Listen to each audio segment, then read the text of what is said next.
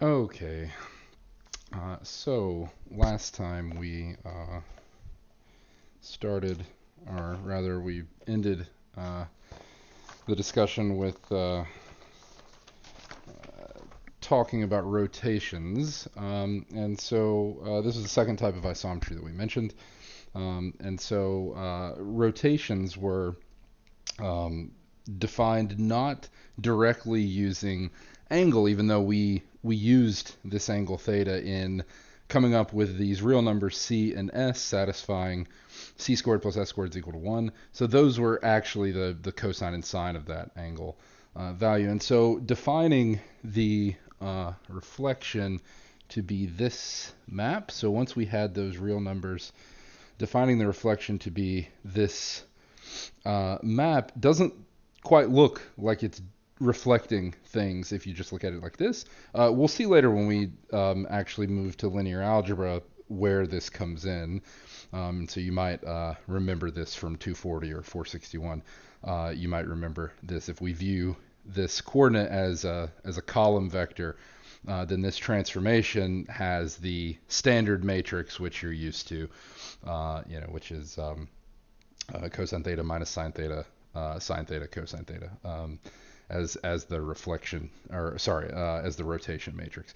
So anyway, this was our rotation. It didn't look like it at first, so to verify that this was actually an isometry, we computed this length. It is indeed an isometry, all the algebra worked out. And so the interesting thing was that if we actually paid attention to what this thing did to the points, say, 1, 0, 0, 1, and 0, 0, it sent 1, 0 to the ordered pair CS, which lied on a unit circle. It sent 0, 1 to minus SC, okay, and those points are configured like this. And it sent 0, 0 to the origin. It sent the origin to itself, which, of course, rotation about the origin should do. Okay, and so this is what the picture looked like. And so this is indeed exactly rotation. Okay, even if it didn't quite look like it at first.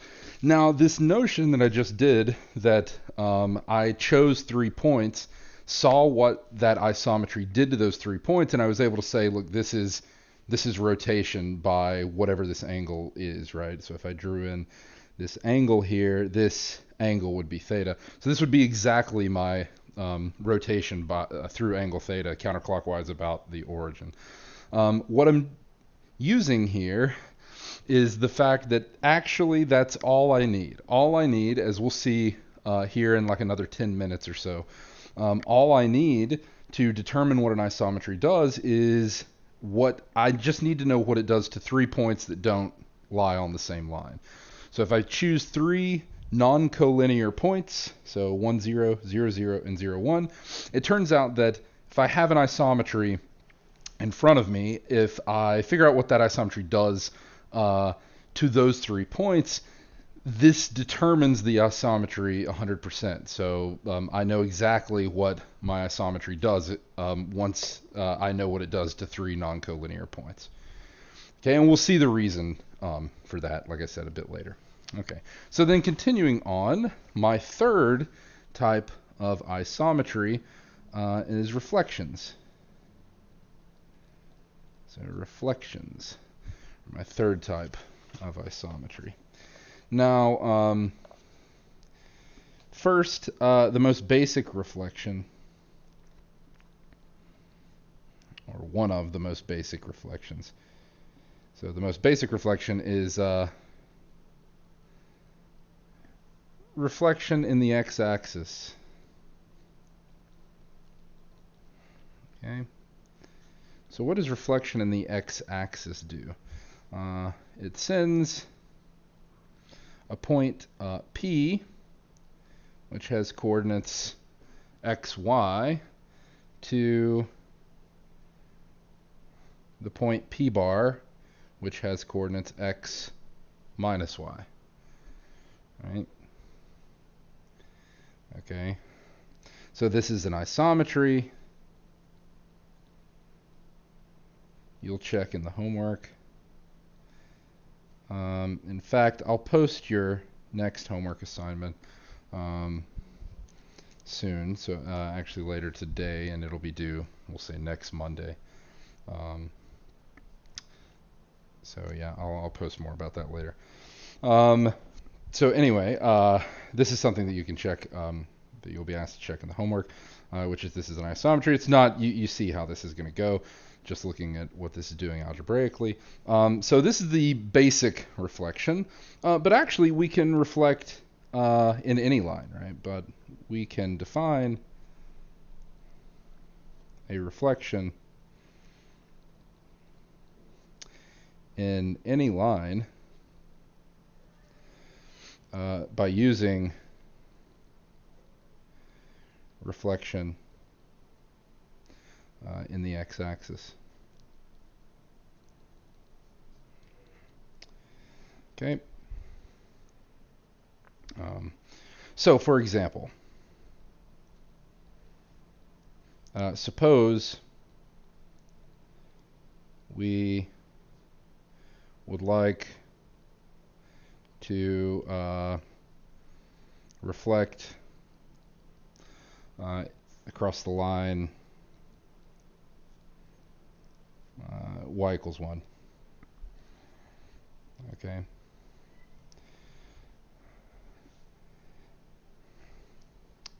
Then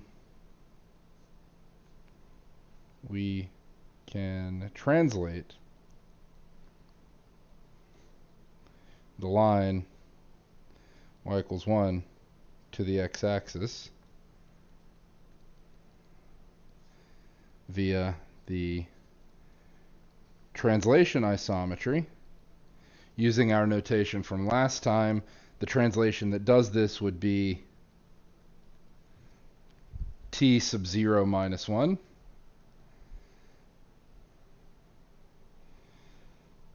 so that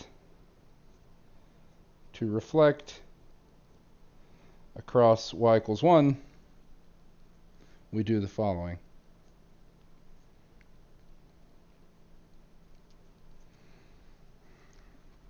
Okay, so firstly, 1, we do the translation t sub 0 minus 1. So this moves y equals 1 to the x-axis. Right, so this moves that entire line y equals 1 down to the x-axis. Okay, then we do reflection in the x-axis.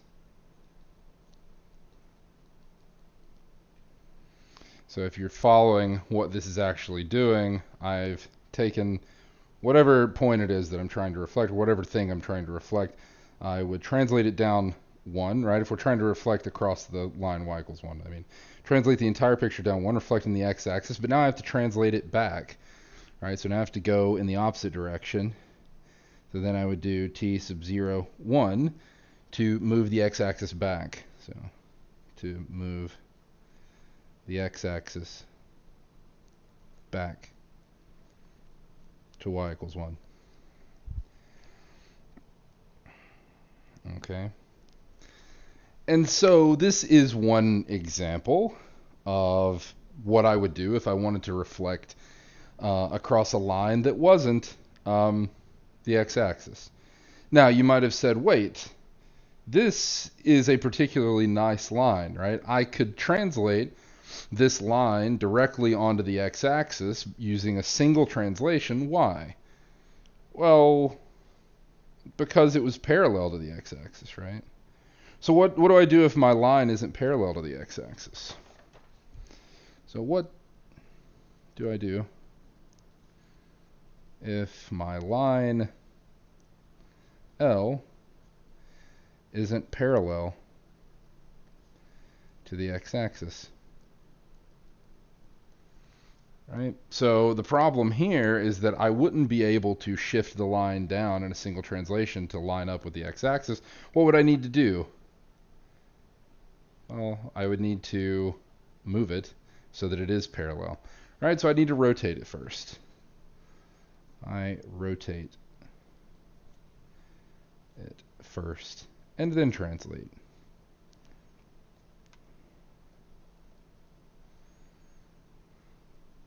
to the x-axis.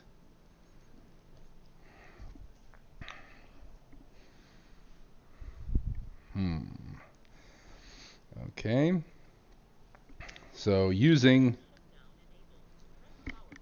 some combination, so using some combo of rotations and translations,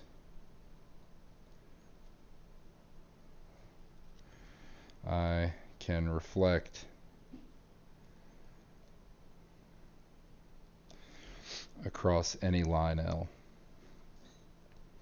And this is an isometry. Now, there's a couple of things that go into this, right? Note, if we're viewing this as a map, right? If we're using function notation. So the book doesn't use this, but I wanted to write it out like this. Let's say I have reflection. I'm going to write it as big R. Reflection across the line y equals 1. Now, what did I do here? So reflection across the line y equals 1, that previous list of steps says that first what I do is do the translation t sub 0 minus 1. Then I follow that with reflection in the x-axis, and then I follow that with the opposite translation, so that moves the x-axis back to y equals 1. So using function notation to denote this, the first thing I would do is the translation t sub 0 minus 1, sorry. And then I would compose reflection in the x-axis, which is the line y equals 0. And then I would compose that with t sub 0, 1. Okay.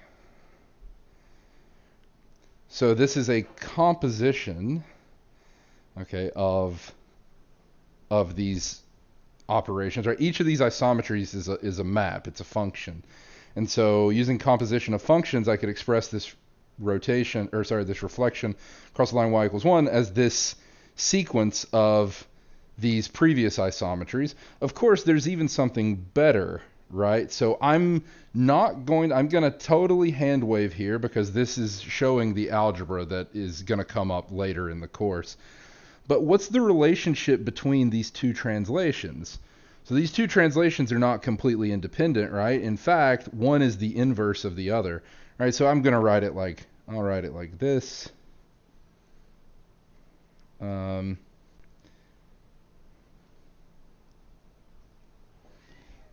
Right? They are inverses of each other, right? So inverses in the sense of functions.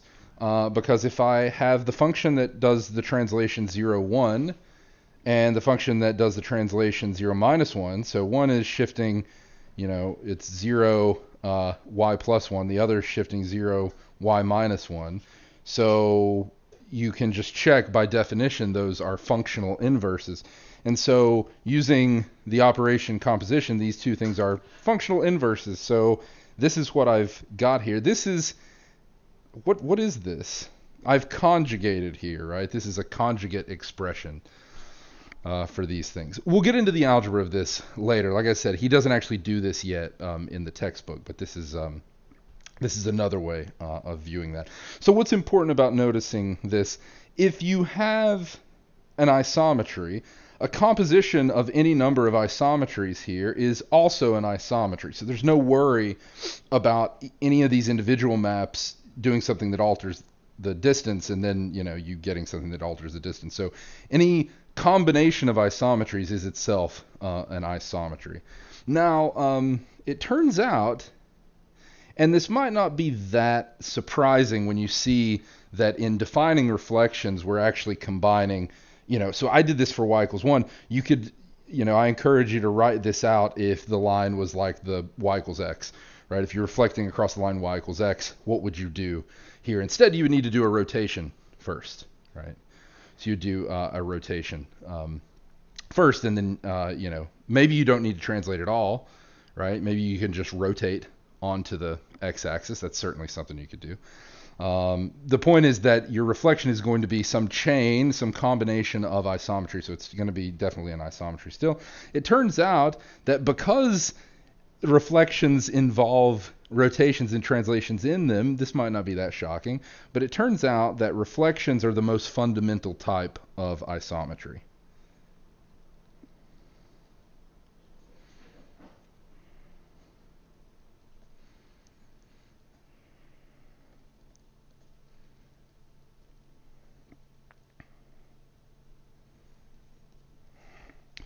Okay, and what we mean by that is that it turns out that any isometry is some number of reflections. We'll see that the largest that number will be is 3.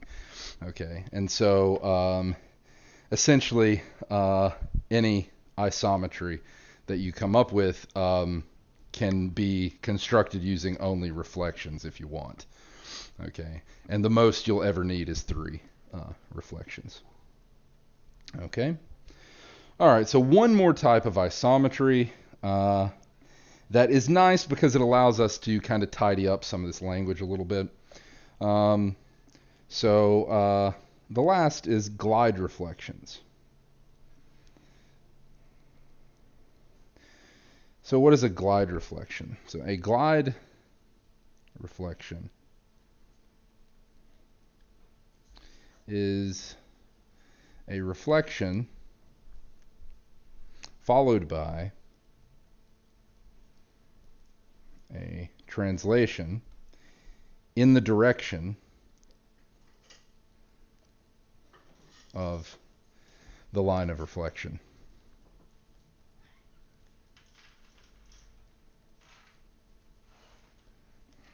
Okay, so a quick example. So reflect in the x-axis,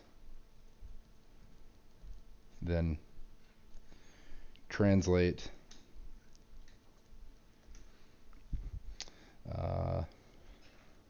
by t sub 1, 0. So this would be a translation of length 1 in the x direction. Right? Then we get the glide reflection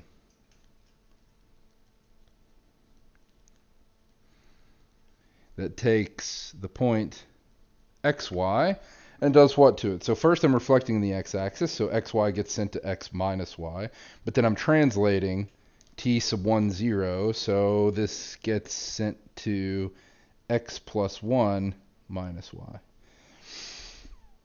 So you can check directly that this is an isometry, or you could use the fact that it's a combination of isometry, so it's an isometry. Okay, but the main thing to note is that when the translation length is non-zero, this is actually not any of those previous 3 isometries that we've mentioned. Okay, so quick note. So first note, if the translation length is 0, right, I just don't translate, right? So if the translation length is 0, then a glide reflection is just a reflection. So you would reflect, and then you'd translate length by length 0, so you're not translating at all, so then a glide reflection is just a reflection. But if the translation length is not 0, then a glide reflection is not any of the previous 3 types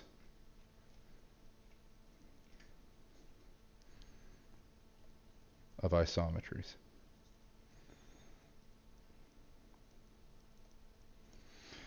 Okay, how so? One, it's not a translation.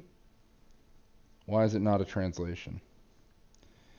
So a translation sends any line, right? Any line that is in the direction of the translation into itself, right? So think of the x-axis. Translation along the x-axis sends the x-axis to itself. But a glide reflection with non-zero translation length doesn't do that unless you're in the specific case of the reflection line itself. So if you choose any reflection line, not just one that's in the same direction of the translation, so any reflection line that's not literally that exact same line, it's not going to send a line onto itself. Okay, so a glide reflection only maps one line onto itself.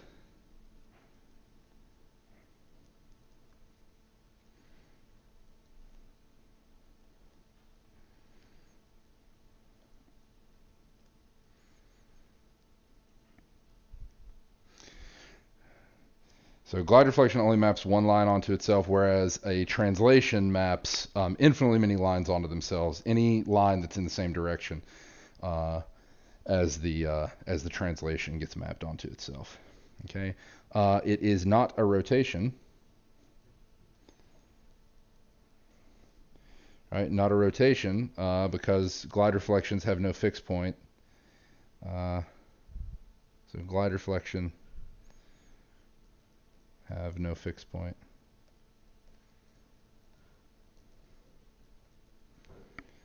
Okay. And it's not a reflection for the same reason. Reflections have fixed points. Rotation is a fixed point. Whatever the point you're rotating about is the fixed point for the rotation. Reflections have a fixed point. Actually, they have infinitely many fixed points. That's the line of reflection, right?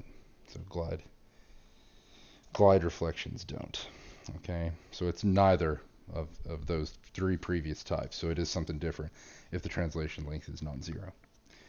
Okay, so it turns out that any isometry is the combination of at most three reflections. But to see that, there's a couple of, there's one major important thing that comes first. So there is the following fact. I should call it a theorem. So let's say fact/theorem. An isometry, we'll say F. Okay, so an isometry F of the plane R2 is determined by the images F of A, F of B, and F of C of 3 points A, B, C, not in a line. So 3 non-collinear points is enough to determine an isometry of R2. Okay. So, note, this essentially follows from the fact that the set of equidistant points to 2 points, to 2 distinct points, is a line called that equidistant line of 2 points. So remember, we actually figured this out using coordinates and our distance formula. We figured out this fact that the set of all points that are equidistant to 2 points is a line. That tells us that if you ask for the set of all points that are equidistant to 3 points, that is a point. Okay, so this is going to tell us exactly that. So first, okay, any point. So we'll say this is my proof. My proof starts here. So first part of my proof, any point P in R2 is determined by its distances from A, B, and C. Okay. Now, what I said is actually just a special case of this. This is even better. It's that all I need to know is the distance from a given point to 3 points not in a line, and that fixes that point. Any other point having those same 3 distances to those 3 points correspondingly has to actually be the same point. So why? Okay, let Q be any point. Maybe I should box this and say this is a little subproof here. Okay, so this is a little subproof. Here's a little subproof of this fact that I've put a box around. So let Q be any point having the same distances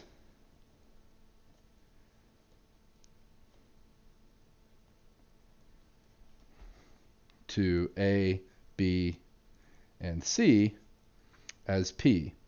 So now A, B, and C are equidistant to P and Q, i.e. A, B, and C are equidistant to P and Q. Thus, they lie on the equidistant line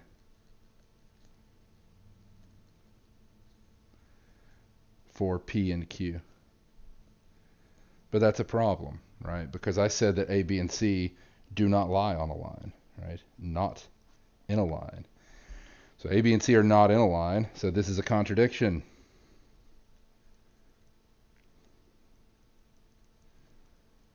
So you can either interpret this as no other point Q can have the exact same distance as A, B, and C, so Q has to be P, i.e. Q is equal to P. So no other point that is actually distinct from P can have the same distances as P to A, B, and C. Okay, so this is important. That's the first step. Okay, second step. Okay, the isometry preserves distances. So F of P lies at, so my tiny proof is done here from above. F of P lies at the same distances to F of A, F of B, and F of C as P lies from A, B, and C, since F is an isometry. So it's an isometry. It fixes distances. It does not alter the distance between F of P and F of A, F of P and F of B, F of P and F of C. All those distances are the same as P to A, P to B, and P to C, respectively. Right? Okay, so there's nothing to prove there. This is just by definition of isometry. All right, so this is by definition of isometry.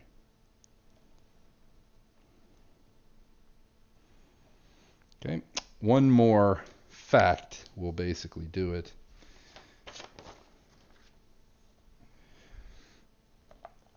Okay, so third fact, there is only one point at given distances from those things.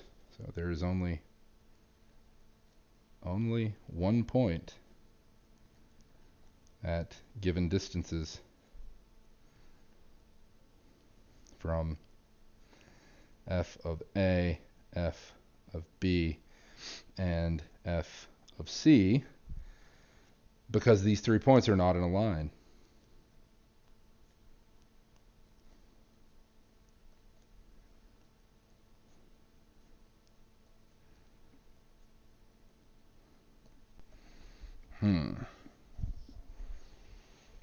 How do I know that these 3 points are not in a line?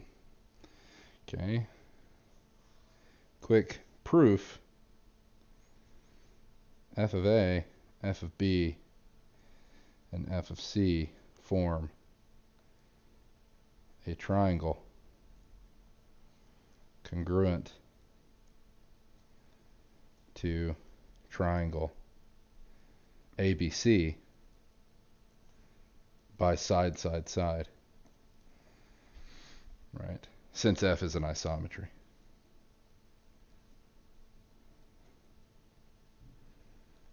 Since they form a triangle congruent to my triangle ABC, which is an honest-to-God triangle because, again, A, B, and C do not lie on a line. F of A, F of B, and F of C determine a triangle that's congruent to it, so they don't lie on a line. And so there's only 1 point at given distances from those 3 non-collinear points. Thus, the image F of P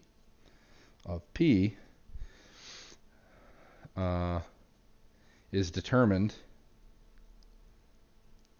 entirely by the images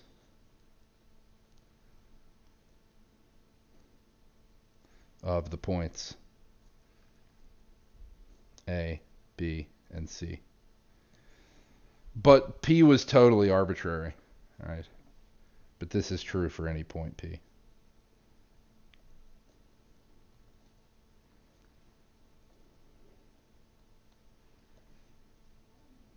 So it's true for the entire isometry, right?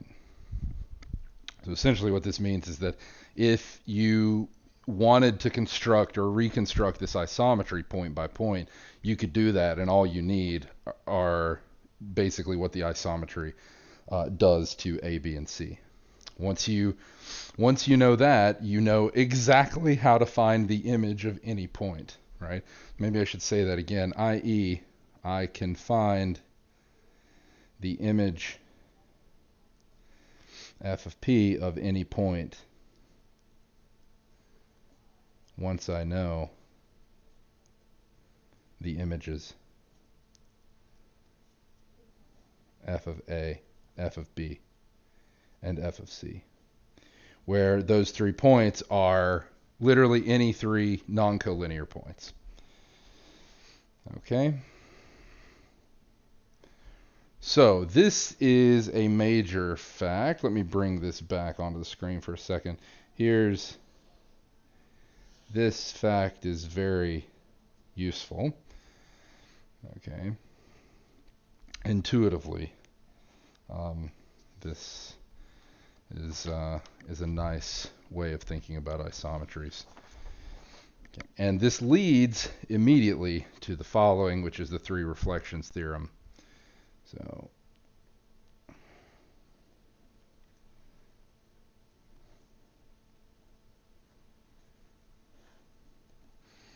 what is the 3 reflections theorem? So any isometry of R2 is a combination of 1, 2, or 3 reflections.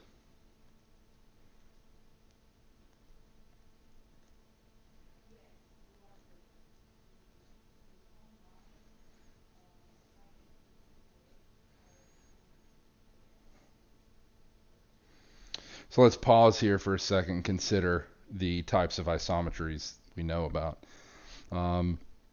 So, I basically gave you that list of 4 types of isometries, but that in no way answers the question of what are all the possible types of isometries, right? Well, now we're answering that question, because this statement says any isometry, that is any function that fixes distance, right? Any distance preserving function of R2 is either 1, 2, or 3 reflections. So that's it. This totally determines what all the isometries of R2 look like. Okay, so let's go through the list of our 4 known types of isometry. So there's reflections. Well, a reflection is 1 reflection. Okay, so that's taken care of. Then there are rotations. Right? So what are rotations? It turns out that you can view a rotation always as 2 reflections. Okay. What about translations? Well, if you think about it for a second, you can view any translation as two reflections. Okay. So the options of one or two reflections takes care of reflections, and it takes care of rotations and translations. So then why do I need three reflections possibly? These are for glide reflections. Okay, so glide reflections might not need three, but in general would need up to three. Okay, and so that's the complete characterization. Okay, so let's prove this. So this is a very, very nice fact. So let's prove this. Okay, so let F be an isometry of R2.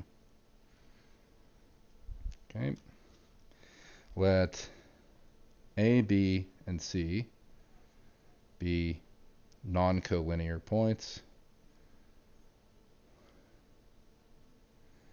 So 3 points not in a line.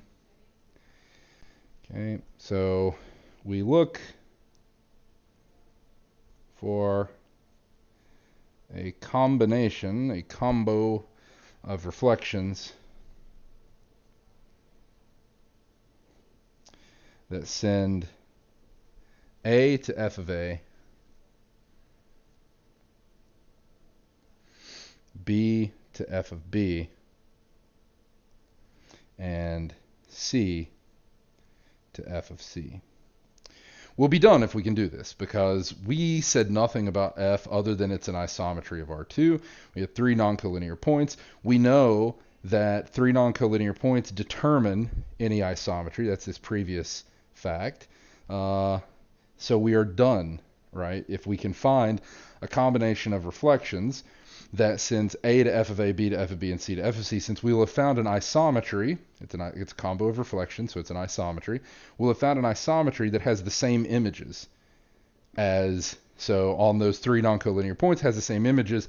That previous fact tells us that if we know the image of any isometry on the three non-collinear points, that determines entirely the isometry.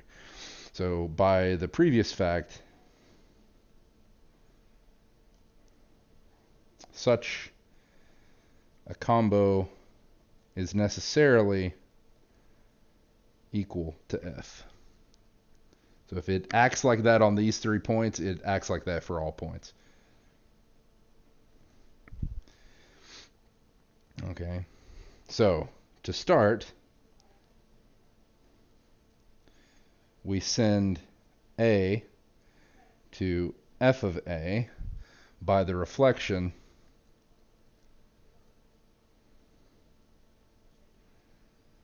I'll call it R sub A, that reflects in what? How do I, given 2 points, how do I come up with a reflection that maps one to the other? I consider the equidistant line and I reflect across that line. So the reflection R sub A that reflects in the equidistant line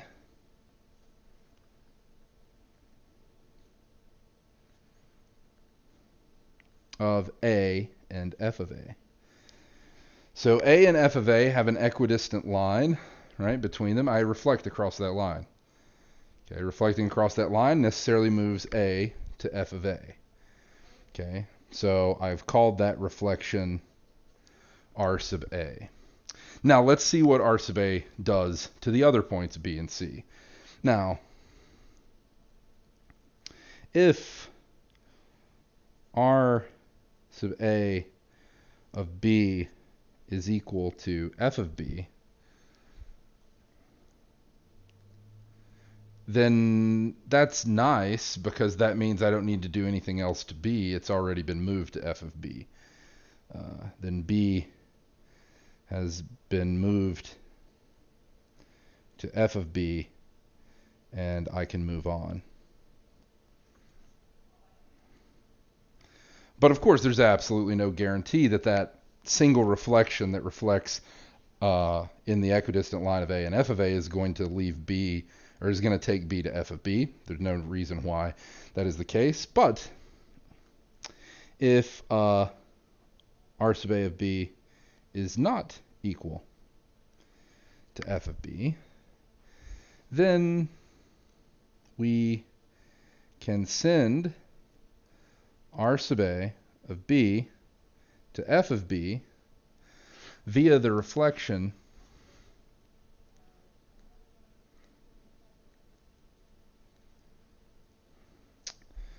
via the reflection, I'll call it R sub B in the equidistant line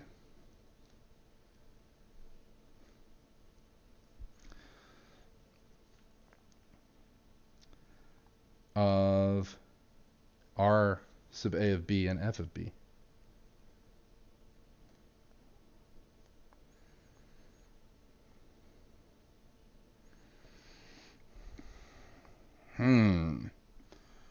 Okay. How does this help? Now, if I'm calling this second reflection R sub B, this is in the equidistant line of R sub A of B and f of B. Okay. But note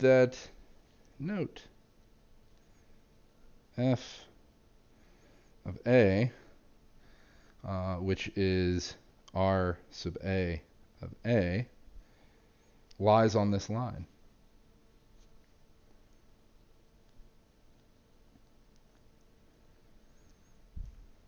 Why? Well, because the distance from f of A to f of B equals the distance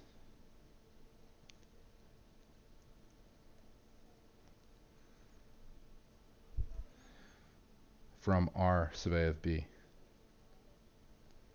to, R sub A of A to R sub A of B. Right. Because f and R are both isometries, right? F and R sub A are isometries. Why is that important to make this distinction?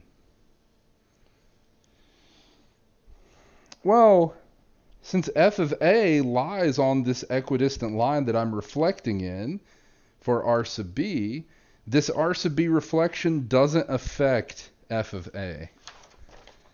Thus,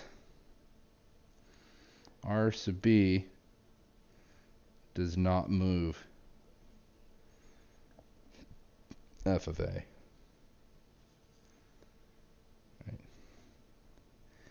And the combo of R sub A with R sub B, or followed by R sub B, moves, so this moves A to f of A and B to f of B.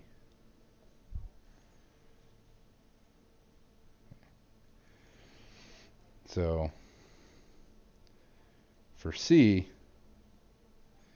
we use similar argument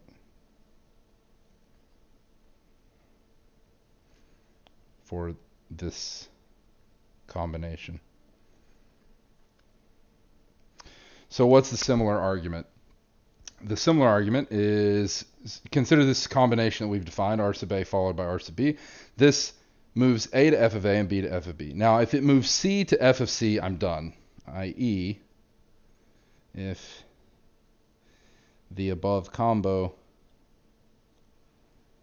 moves C to f of C, I'm done.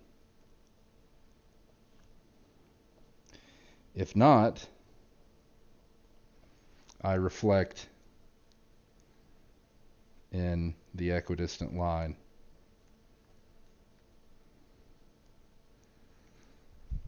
of R sub B of R sub A of C and f of C. because all of these things are isometries, f of A and f of C, or f of B, sorry, lie on this line. So this last reflection fixes both of them. So this last reflection is our third reflection. Thus, we have found our desired 3 reflections that send A to f of A, B to f of B, and C to f of C, which determines the isometry F, and so F is this combination of 3 reflections. Okay? So, this is a powerful fact because it completely characterizes what isometries of R2 look like. Okay? Now, as I said before, one reflection is a reflection, and combinations of 2 reflections are either translations or rotations, and combinations of 3 reflections are glide reflections, which can themselves include reflections. So this leads to the following statement. So combining reflections in glide reflections, because if you glide reflect and have a translation length 0, that's just a reflection. We can have the very short and sweet statement: an isometry of R2 is either a translation, a rotation, or a glide reflection. This is just a nice, compact way of referring to it. Of course, we know that all of those are just combinations of reflections, and since glide reflections are themselves a combination of translation and reflection, you could change this statement slightly. You could literally say, an isometry of R2 is either a reflection, translation, or rotation, or combinations of them. But this is somehow more fundamental. It's slightly slicker to say it this way. Okay, so then in closing, some things to say before moving on. Now that we have coordinates, there's some different approaches we could take. So one approach is the following. So now that we have coordinates,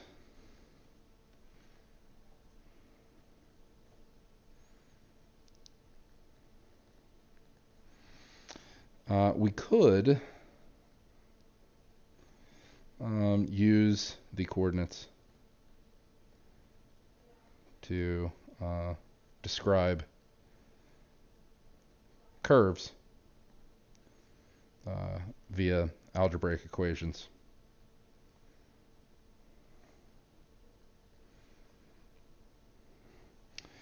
Okay, so of course the basic examples like parabolas we could do with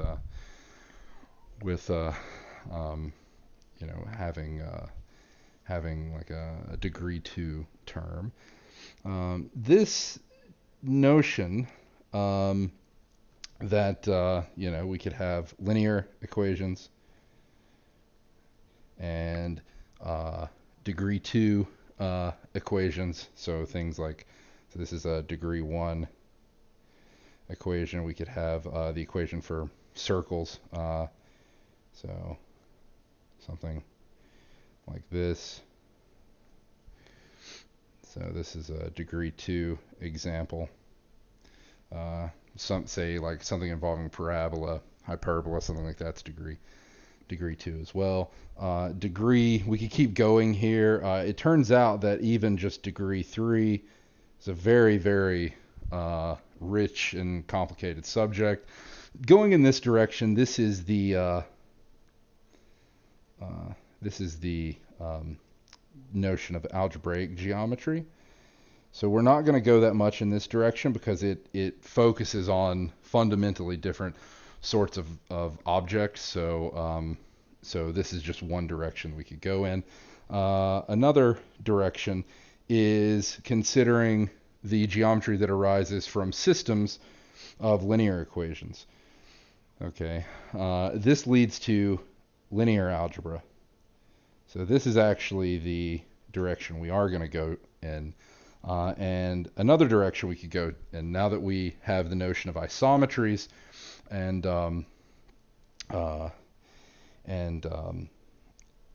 we've studied the isometries of R2, we could go in the direction of isometry groups or transformation groups. So number one is going to be something we don't do. We're not going to go in the direction of algebraic geometry. We are going to go in the direction of linear algebra, and then the thing we're going to end the course on is the discussion of transformation groups. So right now you've only seen a single example of this. You think of all the isometries of R2, these form what are called a group. So these form a mathematical group, and they can be studied using group theory, and that yields a ton of stuff for geometry.